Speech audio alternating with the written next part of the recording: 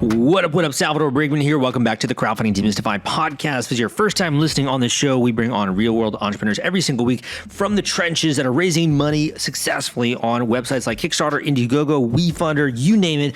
So that way you can learn from them, you can dissect and understand what went into their specific campaign. We can do a complete post-mortem, and you can apply what is working today when it comes to crowdfunding.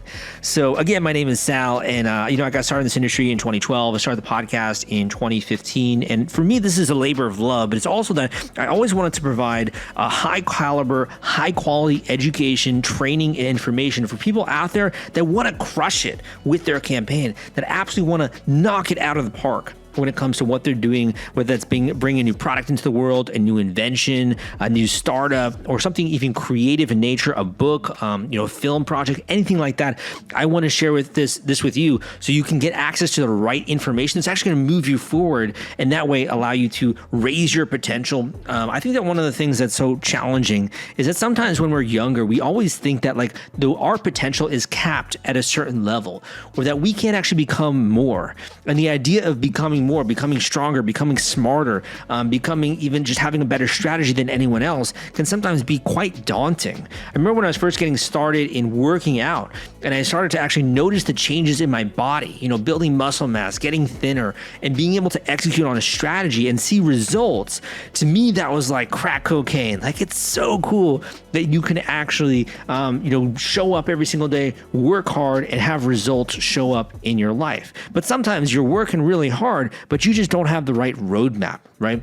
So this episode today is designed to share with you a bit of that roadmap so you can actually go out there, you can learn how today's entrepreneur, today's individual was able to raise a boatload of money from the crowd. And that way you can actually go out there and you can do the same thing. I think that having the right information and really having that right roadmap can mean that you're not just working hard, but you're also working smart, right? You're making intelligent decisions and you're moving forward in the straightest path to success. And I would say that for me, that's what I'm freaking passionate about, man. If you are willing to work hard, if you're willing to move through even some of the bodily difficult feelings that come with having to move past fear, having to get through major milestones, maybe even at this time in your life, it's maybe not even that great. Maybe you've been going through some difficult rough patches or some periods. And you're like, you know what? I am tired of getting kicked around. I'm going to finally stand up. I'm going to take the punches. I'm going to move forward, and I'm going to get what I want when it comes to this area of my life. If you are determined like this and you want access to the cutting edge information, tools, resources, strategy, I got an incredible insider community that I want to share with you. All you got to do is enter your name and email, and you can join my killer crowdfunding tips newsletter and get access to this on a weekly basis. Use this podcast, use that newsletter, use my YouTube videos as a battle cry to show up every single week, even just moving a couple of steps closer towards your goals. Remember, it's a marathon. It is not a sprint. Go and check out this newsletter at crowdcrux.com/newsletter. That link is crowdcrux.com/newsletter. crowdcrux.com/newsletter will take you there, and you can begin to level up this area of your life. My friends, I am excited for you to listen to today's podcast episode. So let's get into it. And I'll also share with you another killer resource at the end of the show. Hey guys, welcome back to the Crowdfunding Demystified podcast. Today we're speaking with a team member who's been able to raise over $900K on WeFunder for transforming robots into cooperative teams using AI. This technology is used by the U.S. Air Force and the Army, and we are lucky enough to have a member of the team here today. Rajini, welcome to the podcast. Thank you so much, Salvador. Good to be here. Definitely. Do you think you can get started? You can just kind of tell the audience a tiny bit about your company and how it aims to help. Sure. Happy to. AvaWatz is actually helping transform robotic systems into teams of robotic elements so that they can work together in unpredictable outdoor environments, which is really the need. There are so many types of human tasks and works that cannot be performed indoors, and they're in harsh and dangerous and difficult environments, which today's robotic systems by themselves cannot do it. So that's what AvaWatz is all about. We're very excited. And we have actually raised a little over 2 million in the crowdfunding.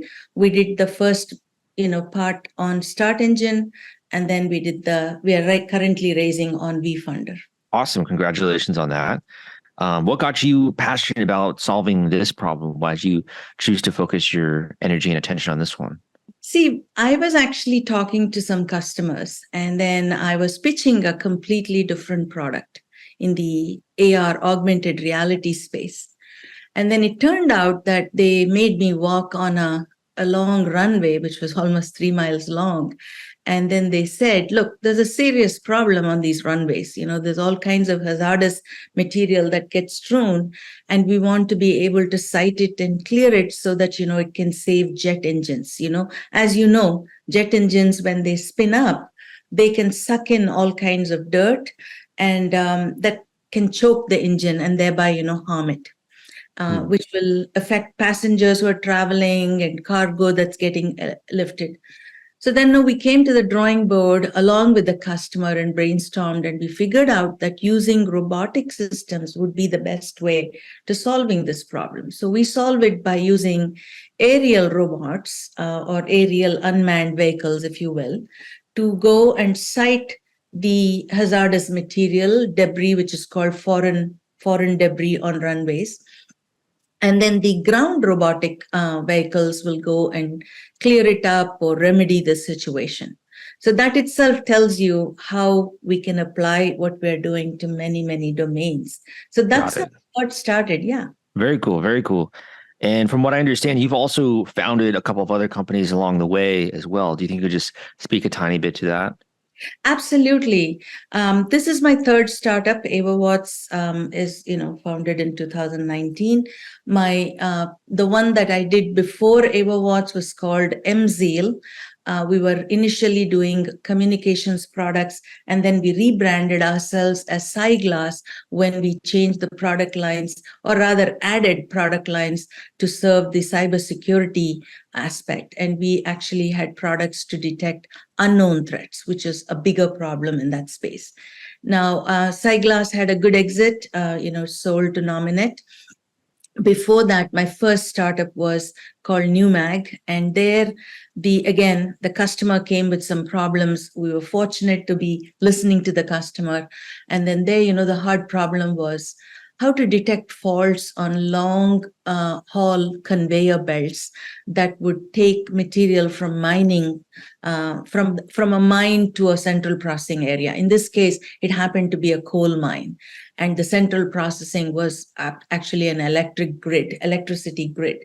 So it was a very challenging problem, and that was my first company where we actually came up with a product to detect those faults in just a few minutes rather than few days. So can you imagine how much of money we saved the customers, right? I'm sure. Yeah, definitely.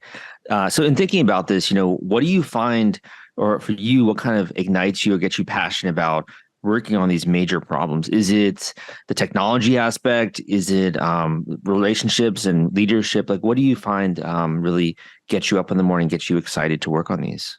See, it's a mixture of many things, but I think at the forefront, it is the ability to solve a problem for a customer. That's kind of been the driving force, because customers, help us get through a lot, and some of these industries that, we help out are critical for our life styles, that we today embrace, without thinking much about it. So I think that is one of the major driving forces for me. Have you always wanted to be, I don't know if you consider yourself an entrepreneur, but have you always wanted to start your own businesses and grow your own businesses? Interesting question. I was actually fortunate that even as a teenager, I had to help out my dad run his business. So I guess I stumbled into it almost like, any part of education. Entrepreneurship became a big part of me. And along the way, I also realized that you can make a lot of investors, very rich because of it. And that's another goal in the whole pursuit. Everybody benefits because, if we serve the customers, then it translates into good growth, and that translates into good return on investment for investors. Out of curiosity, what style of business did your father have? Oh, he actually, he's also an inventor. He actually was running what we call as multiple channel magnetic recorders for the film industry. This was in the late 80s, early 90s, when, there was still manual recording machines and not these mass produced recording machines, right?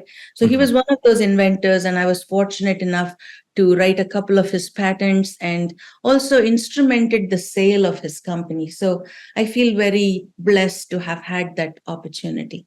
And what location was this, or where actually did you grow up? Out of curiosity, when it comes to starting with your father's business and sort of beginning there.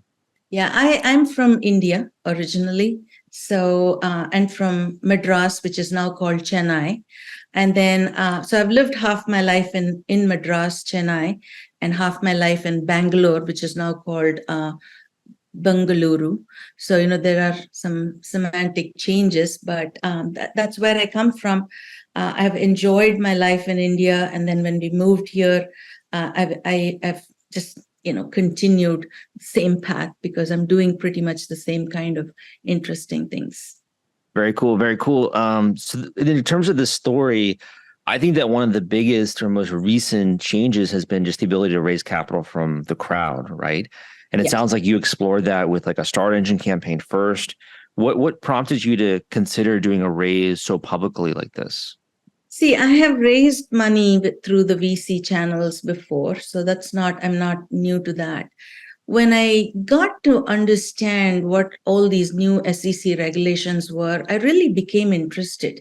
I said, oh my goodness, it's so nice to democratize, capitalization, and also to allow any investor, put up money and get a big return on it.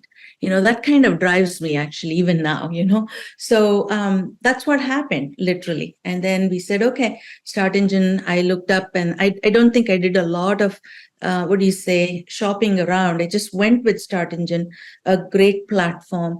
And we raised our first 800,000 on StartEngine. And then we also did another raise on StartEngine, which got us over to a million too. And now, we are almost at 900,000, almost nearing a million on WeFunder. How does it feel in terms of seeing that outcome, that result, in compared to doing more of like a traditional VC raise? Does it feel any different, or what are your thoughts on that?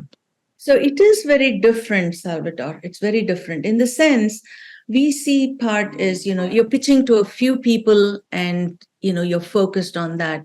Here, the excitement really is to be able to spread our word through many channels to a lot of prospects and to get them to buy into the vision of the company, to the goodness factor, all of that, which will translate into their return.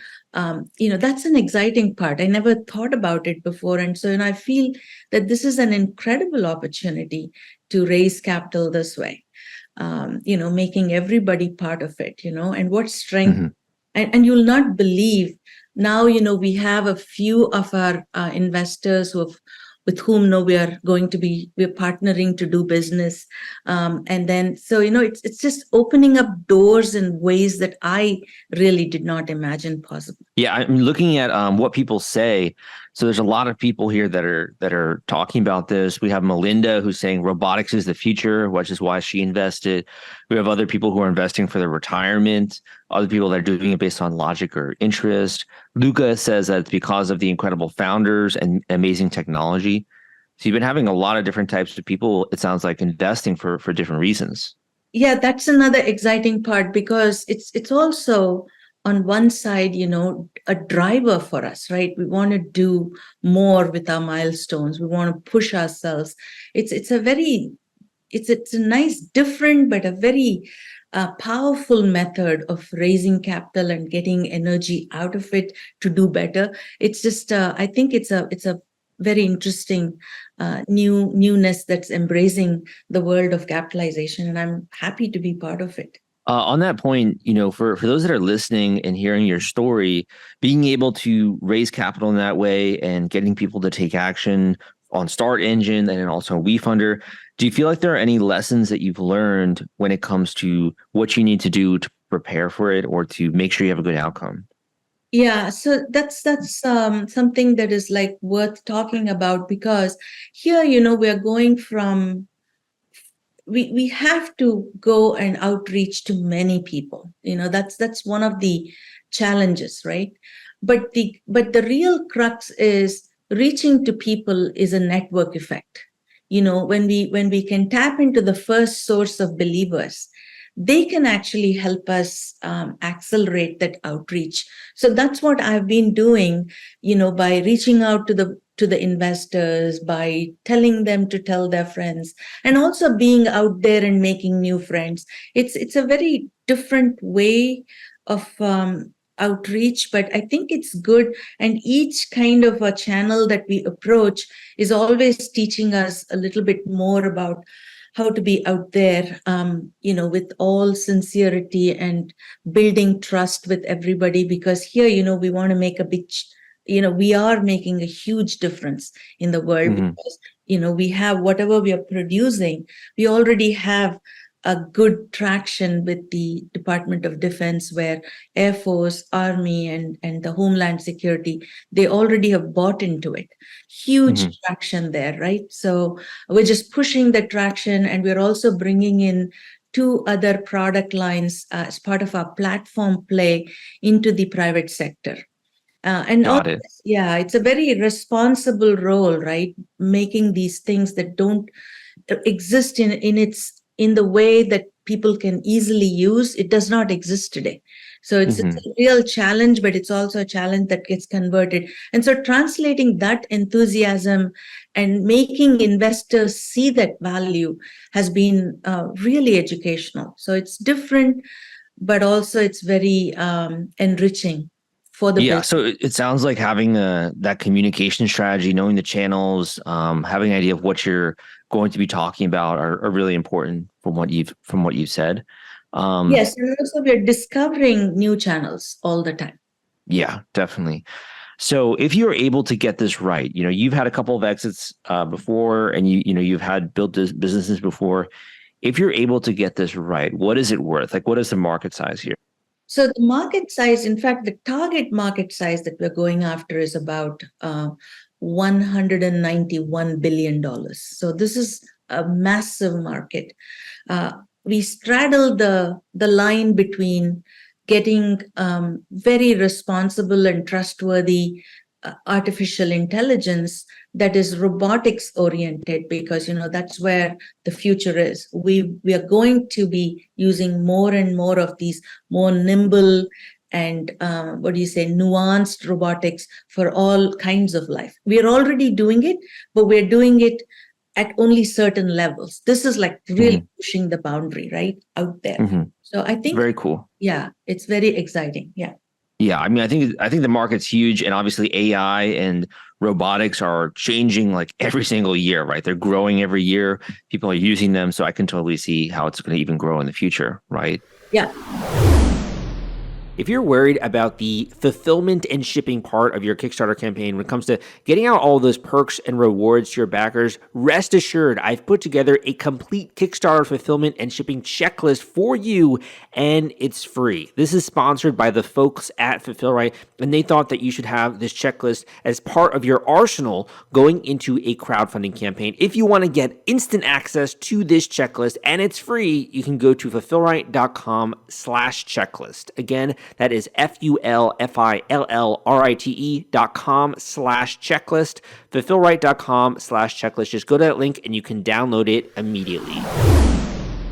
I had one or two questions sort of on the business front, looking at different problems that you're solving and, founding different companies. How do you evaluate if this is something that you really want to invest your time in as an entrepreneur? Like, how do you really evaluate an opportunity personally?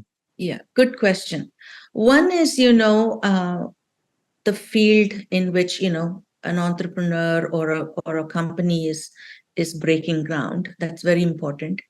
Also, the kind of at least, what we are doing is coming from a space of deep technology. It's not trivial to power this up, right? So it's a harder run, but seeing that traction, does that company have good traction with customers who can pay for the value of what it's solving, right? So that's another thing we encourage investors to look at, because all companies at this stage, are going to be early stage companies. So and the other thing is the team that's performing, their drive, their capabilities and the business cases. Ultimately, everything we build, has to translate into a business solution, right? For which a customer pays. So is the group articulating that properly? Is it coming across easily? I think all those are the metrics. And that's why, we're constantly striving to improve that, because, it doesn't happen just like that. It's a continuous process. So did you recruit this team? Was this brought to you? What is the story of how this came together? So yes, I'm fortunate that a part of the team is from my previous startup, and a part of it I have solicited them to join force, because I'm an incredible networker. I keep at it from all angles. I'm talking to customers, I'm talking to potential partners. So I've actually invited some of the people who are part of the team. So I think the starting team that we have is really, really wired to make sure that, we can succeed, because, I don't go to bed thinking, something is left undone. That day, whatever has to be done is done, kind of a thing. So, and so we kind of have our backs to each other. We look out for, what's happening in the market, but what's happening with our customers. We're constantly vigilant. At the same time, we don't lose focus on what we need to do. And that is customer. That's the bottom line. And from an investor, we want them to see that enthusiasm, because that's what is going to get their investment up. In thinking about your skill set, and I think a lot of people try to do, what you've been successful at, which is, building companies and raising capital. What do you feel like is your superpower, or what do you feel like is something that you do much better than other people that's allowed you to get to this position that you're at? I actually talk to customers, Salvador. I do not come up with a solution hatched from my brain. I mean, I just have been blessed in that sense. Somehow or the other, I am talking to people and I've been able to listen. That's been one of the driving success factors. And once we understand the problem, right, then getting to how to solve it becomes much more easy. That's how I look at the world. So you would say your biggest superpower is that you listen to customers? Absolutely. 100%. And when it comes to, listening to customers and building solutions, are there times where you have to not listen to customers? True. Yes, you have to. Yeah. Because one of the things that I've been noticing a lot with different founders and lots of different companies that have been coming on the show is sometimes there's so many features and functions that customers want, right? And it's hard to say no. But at the same time, you have to have boundaries, right? Yes. So what we do is we actually build our platform. See, AvaWatz offering is a platform play of services which are enabling and solutions. Without knowing what, it's almost like, how Amazon got started, right? They started building a book business. And in order to do a book business through e-commerce, they had to build all the infrastructure. Today, they sell everything. Our model is very similar, right? So what that does, Salvador, is you don't need to build all the functionality on day one to sell. You build to sell each functionality. Like for example, we do a lot of machine learning models. So, on a robotic system, we cannot afford these models to not work at the highest fidelity. So which means today we have a patent pending offering coming out into the marketplace. It's actually in private beta right now. And that is helping build high fidelity machine learning models for vision, just computer vision, right? To start with. And that happens with very limited training data, which is also targeted training data, which is a pain in the marketplace. So see what we are doing? We're actually bringing services on the platform that can independently sell. They can sell in concert. So for anybody who wants to build these robotic teams, and they also go as part of our solution so that we can solve, like our airport runway case, we solve the whole problem for you with Got it. If you were to think about, the story since you first started the company, what's been your proudest moment so far? Very good question. See, one of the things is getting some R&D funding from the government was a huge validation. We've gotten over $2 million already, and we've also sent out proposals since the first quarter of this year for over 16 million in pipeline. That's the exciting part, right? So to hit those kinds of milestones, they kind of tell us, okay, we are on the right path. We're doing the right things. We are minimizing the risks for everybody.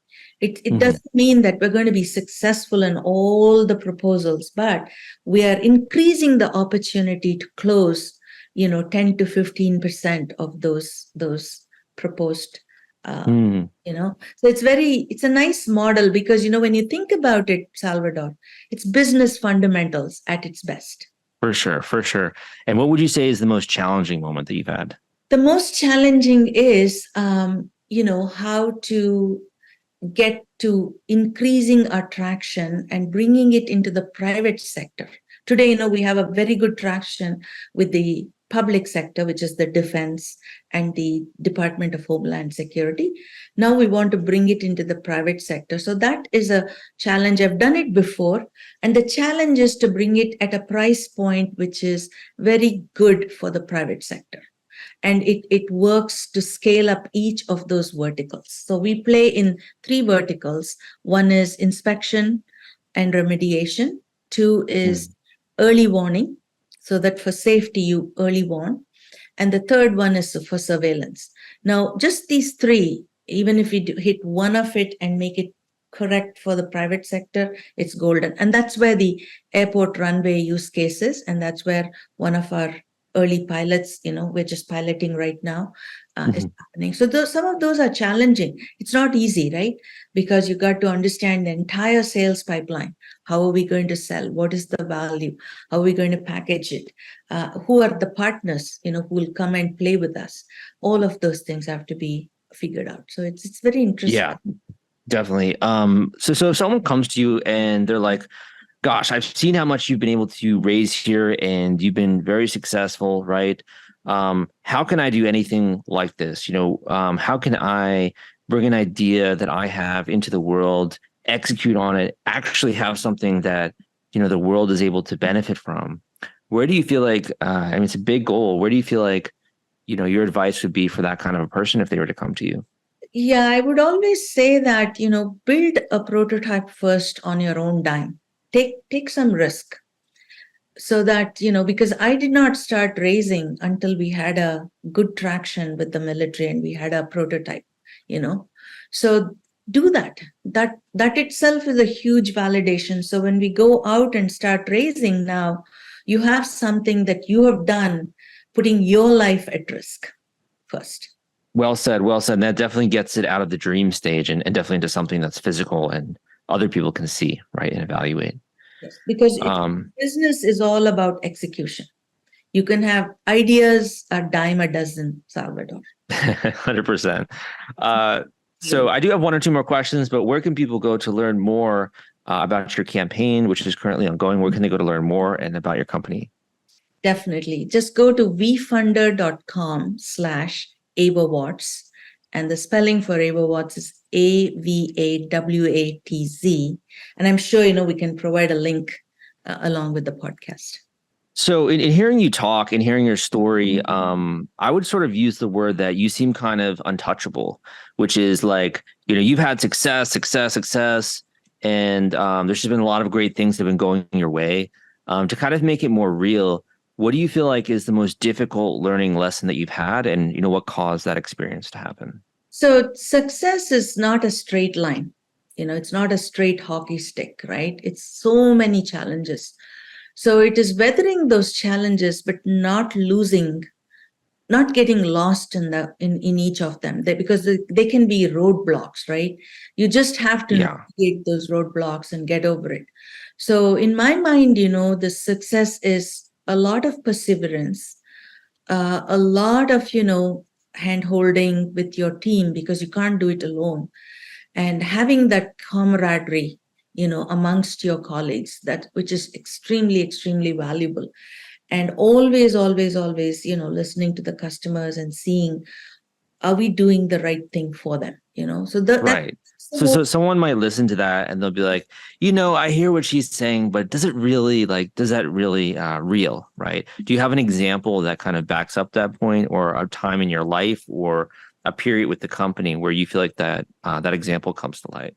Yeah, absolutely. Like I said, when I started AvaWatz, I was actually trying to build an AR product, and I did. And we went and actually were selling it. Now, the customer wanted that AR product as well, right? But when the customer came back and said, look, I have a bigger problem, would you mind considering it? And listening to that, and then that's when, the aha moment happened. I said, oh my goodness, this is like a 200 times bigger than what my AR product is, and I can actually make my AR product become one of my user interfaces. Mm-hmm. See what I'm saying is, opportunities are there. But that was definitely your aha moment. Why do you feel like that was challenging for you?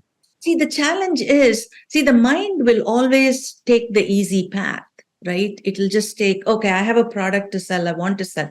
But because it was at the inception state, I was able to look at the upside of the unsolved problem versus the one that I had in hand. So I actually think that's a very challenging thing from a mind perspective of an entrepreneur. And I had to let it go. And today, I realized that was one of the best things that happened for AvaWatz. Got it. So for you, sort of letting go of that initial dream or that initial vision that you had in order to pursue a different one, that sounds like that was a challenge for you.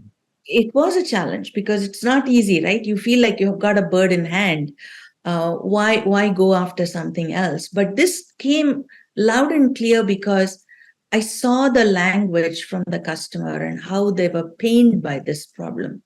So whereas the other one was a good to have, this is like, it's like I'm bleeding, patch me up and save my life. Got it. And my final question for you, and we can end on this note. You can either end with a quote that you like, a word of encouragement, or a final tip for other people out there that are working to raise capital, that are working to bring their ideas into the world. My favorite quote is actually Albert Einstein. One of it is, life is like riding a bicycle. To keep your balance, you must keep moving. And I think that just resonates with any entrepreneur. You want to be in the business of growing businesses, just keep moving. Don't worry about roadblocks and this challenge and that challenge, and be prepared to fall down, but get back and balance your cycle and ride on. So I love that quote. So I hope everybody can relate to it. Definitely love that quote as well. Thank you so much for coming on the podcast. Really appreciate it. And good luck with your remaining days here on your raise. Thank you so much, Salvador, for having me. I feel blessed. Thank you for listening to this episode of the Crowdfunding Demystified podcast. My name is Salvador Briggman, and if this episode whet your appetite for doing or considering even launching an equity crowdfunding campaign, you can go to this resource I'm about to mention. You can actually join my free course, which shares with you step-by-step how to launch one of these campaigns, how to execute on it, and how to actually pull together the marketing element as well, some of the tactics and techniques to get a ton of eyeballs on the campaign once you go live, and also get you tons of funding.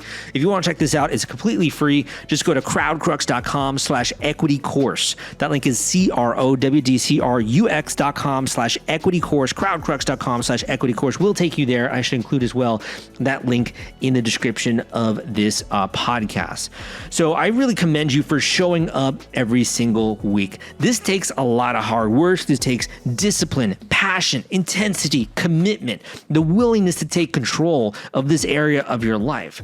Don't just say what you want, really take steps towards it. And I think that pushing through these difficult emotions shows resilience. It's being willing to be prepared. It's being willing to go through the pain, overcoming procrastination, self-sabotage, right? Owning what is important to you in life.